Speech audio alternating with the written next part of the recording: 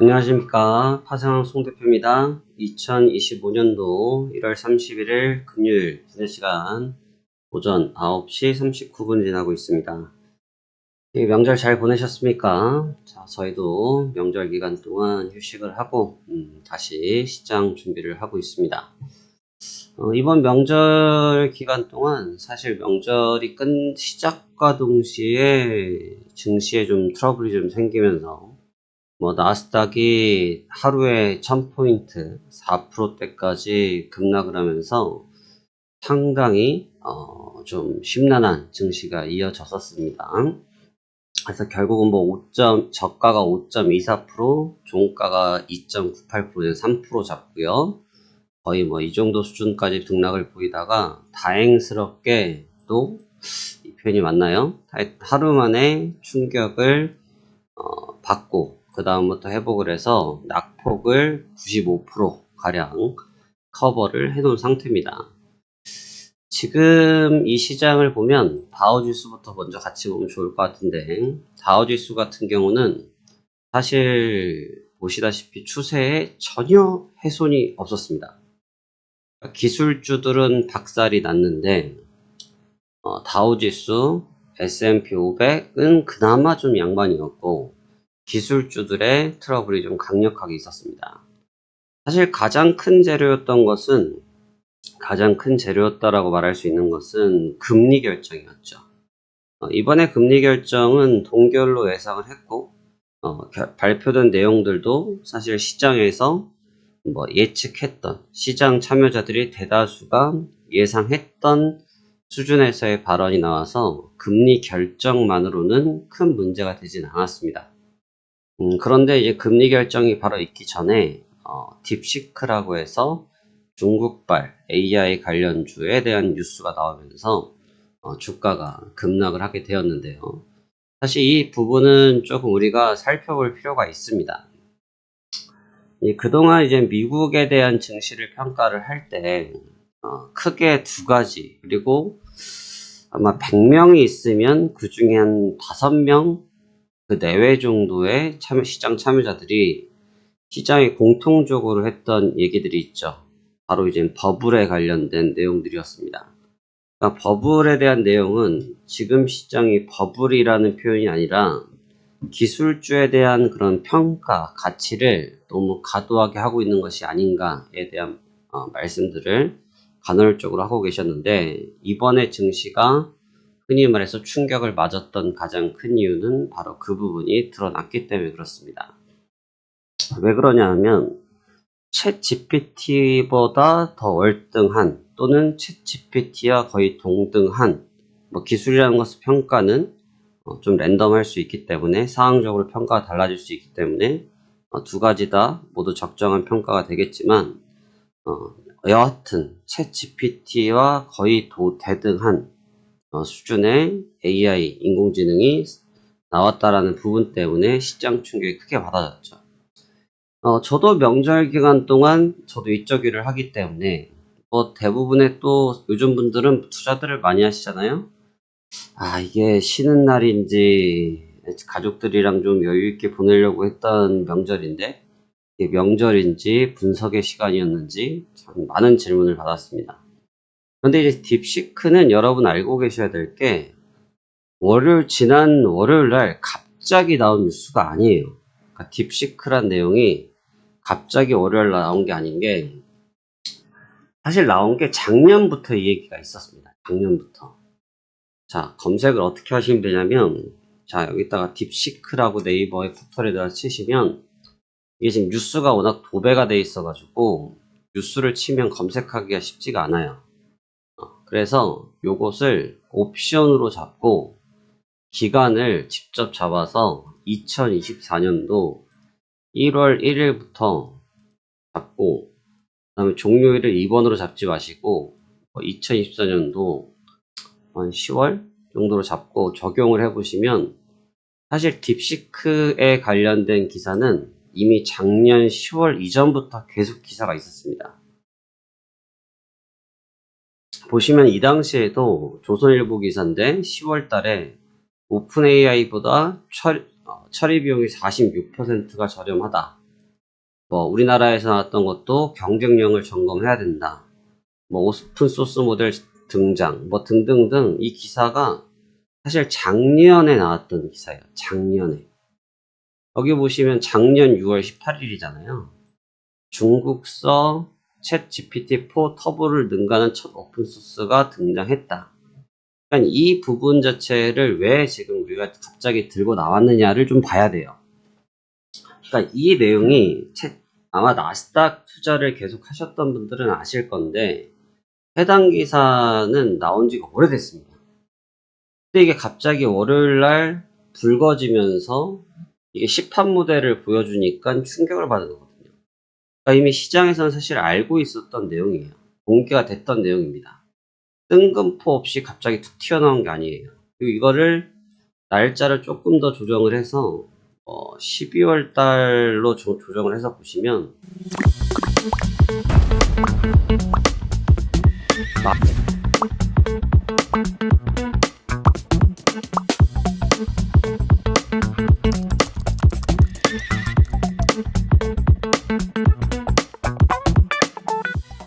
아직 12월 31일 날도 역시나 그 관련된 게 있었어요. 근데 이걸 우리가 어떻게 알 수 있었냐면 트럼프 행정부나 바이든 행정부에서 이미 엔비디아에서 나오는 고성능 AI 칩에 대해서 중국에 대한 수출 제한을 계속 했었습니다. 그거는 왜 그러냐면 중국이 저비용으로 찍어내는 거는 중국을 이겨낼 수가 없거든요. 그래서 이미 그것을 견제하기 위해서 계속해서 써먹었던 내용들이었죠. 근데 이제 이번 기회에 주가를 한번 차익 실현을 강력하게 하기 위해서 그 재료들이 좀 터지지 않았나 생각이 들고, 뭐 엔비디아 같은 경우는 고가에서 완전히 꼬꾸라졌고, 애플은 오히려 반등을 했고, 메타도 오히려 고가를 갔고, 그 다음에 TSMC도 오히려 조정을 받았고, 테슬라는 실적 발표가 안 좋았는데도 주가가 버티더라고요. 브로드컴이 무너졌고. 그러니까 이게 표현하기가 좀 어려운데 그냥 빌미용 멘트였다고 보시는 게 맞습니다. 그러니까 근데 이 부분은 우리가 좀 주목을 해야 된다라고 말씀드리는 것이, 이러한 도전과 이러한 과정은 계속해서 등장할 확률이 너무너무 높아요. 딥시크도 그렇고 AI 칩에 관련된 부분들도 그렇고, 지금 제가 일전에 엔비디아 실적 발표 나올 때 말씀드렸죠. 저도 사업한 지 오래됐지만 정말 이게 이 봉익임 선달이 따로 없다는 것이, 영업이익률이 마진율이 70%는 여러분, 이거는 70% 넘는 거는, 이거는 뭐 길거리에서 폐지를 주웠는데 그 폐지가 공짜로 주웠는데 700원에 팔았다는 얘기거든요. 이게 쉬운 얘기가 아닙니다. 현실적으로. 그러니까 이 반도체라는 이 고부가치 사업을 하기 때문에 물론 가능하고, 일전에 삼성에서 이병철 회장님이 이건희 회장님한테 회사를 승계할 때도 이건희 회장님께서 지금 하고 있는 냉장고 사업, TV 산업까지는 안 된다. 그렇기 때문에 반도체를 해야 된다. 라고 해서 삼성이라는 기업이 반도체를 시작했고, 그 반도체를 시작함으로써 휴대폰 산업부터 시작해서 반도체 산업 쪽에서 갈목한 성장을 해서 세계적인 기업이 됐지 않습니까? 같은 맥락이거든요. 그래도 마진율도 높았다는 거예요. 그 얘기는 반대로 얘기하면 마진율이 높다는 것은 더 싸게 팔 수 있다는 얘기를 반증하는 거죠. 마진율이 높다는 것은 거꾸로 얘기하면 이만큼 더 싸게 팔 수 있다는 얘기가 되는데, 지금 나왔던 이 충격을 먹었던 가장 큰 이유 중 하나는, 이 개발 비용이 10분의 1도 안 되는데 이걸 만들었는데 같은 성적이다. 근데 사실 그것조차도 저비용일 수 있다는 거, 저비용이 아닐 수 있다는 거죠. 그렇기 때문에 우리가 이제 좀 냉정하게 시장을 봐야 된다. 그래서 지금 앞서 말씀드린 것처럼 100명의 시장 참여자가 있으면 95명이 무조건 간다였고 5명이 경계를 해야 된다고 말을 했는데, 시장이 계속 가기 때문에 그 5명의 멘트가 시장에 접목되지 못했었거든요. 하지만 이제 그 5명이 말하는 내용들도 우리가 귀담아서 들을 필요는 있다는 거죠. 왜? 지금 같은 견제는 계속될 가능성이 높기 때문이라고 볼 수 있는 겁니다. 그러니까 무조건적으로 갈 거야, 무조건적으로 오를 거야 라는 맹목적인 투자 전략은 우리가 피하는 것이 합리적이지 않을까라는 생각을 가지고 있습니다. 그래서 오늘 일정도 이제 매매를 이제 시작해야 되는데 시장의 흐름이 꽤 만만치가 않습니다. 꽤 만만치가 않고 변동성이 다소 높은 맛이 있습니다. 변동성이 다소 높은 맛이 있고 다우지수가 차라리 좀 어느 정도의 변동성을 같이 맞이를 했으면 조금 대응하기가 쉬울 수 있는데 다우지수랑 기술주랑 너무너무나 큰 온도차를 보였어요. 그러니까 다우지수가 강력하게 버티는 가운데 나스닥이라든지 S&P 500이 조금 충격을 받았다. 근데 이게 나스닥이 조정을 받았던 부분들을 회복을 하고 있다고는 하지만 언밸런스한 측면을 배제할 수는 없다는 거죠. 그러니까 지금같이 언밸런스한 상황이 계속된다고 하면 지금 같은 이런 언밸런스한 현상이 생기면 주가는 차익 실현에 대한 요구를 계속 받을 수밖에 없다고 저는 평가를 하고 있습니다. 그래서 월요일장에 급락이 심하긴 했지만 반대로 그 낙폭을 너무 빨리 소화를 하다 보니까 차라리 이 정도 낙폭을 받았을 때 좀 진득하게 매물 소화를 했으면 어떨까라는 생각을 내심 하고 있었는데 내심 주가가 열심히 올라왔기 때문에 이제 전략적으로 좀 복잡한 이해관계 충돌에 빠져 있다라고 저는 생각하고 있습니다. 오늘장은 이제 그 부분에 대한 과정의 싸움이 될 것으로 보여지고 저도 일단 초반부터 덤벼들 생각을 조금 하고 있긴 한데 그래도 시장 분위기를 좀 보면서 매매를 접근하는 것이 좋지 않을까 생각이 들고 지금 뭐 모든 매체와 모든 영상을 돌려봐도 딥시크에 대한 내용밖에 지금 말하고 있지 않거든요. 그런데 제가 방금 포털에서 검색하는 방법 보여드렸죠. 여러분들도 시간이 있으시면 그 전부터 기사를 검색해 보시면 나옵니다. 저는 뭐 시장을 거의 사실 365일 공휴일을 제외하고 시장을 늘 보고 사는 사람이기 때문에 저런 기사가 나왔을 때 제가 어디지? 이게 아니었고 원래 알고 있던 내용들이었거든요. 근데 이제 늘 말씀드리지만 알고 있다 할지라도 시장에서 그 재료를 써먹는 시간이 언제냐가 달라지는 거죠. 사실 월요일날 이게 추세적으로 그 내용을 사용해서 계속 조정을 줬던 게 아니라 월요일날 딱 하루 그것도 주간장 타이밍에 딱 한 번 프리마켓에서 타이밍 한 번 그 다음에 저녁부터는 회복하기 시작해서 지금 이 과정으로 왔기 때문에 근데 저 재료는 오늘 밤이든 다음 주 월요일이 됐든 또 써먹을 수 있습니다.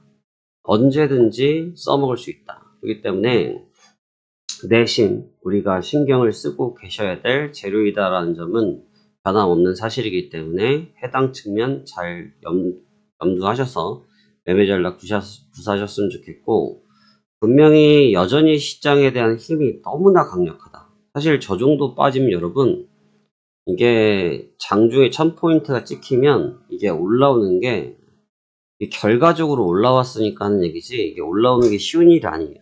올라오는 게 쉬운 일이 아닙니다.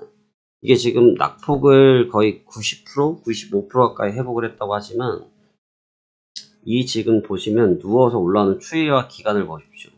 이 누워서 올라오는 기간이 하루짜리, 이틀짜리, 3일짜리, 4일 동안에서 올라오는 거거든요. 이게 그래도 지금 빨리 올라온 편이에요. 이 정도로 올라오는 게 쉽지가 않습니다. 왜? 완전히 1A로 쏟아져 버렸거든요. 완전히 1A로 쏟아져 버렸어요. 그것도 본장이 아니었어요. 주목을 해야 될 게 이게 무너진 게 본장이 아니고 프리마켓에서 깨져버렸어요.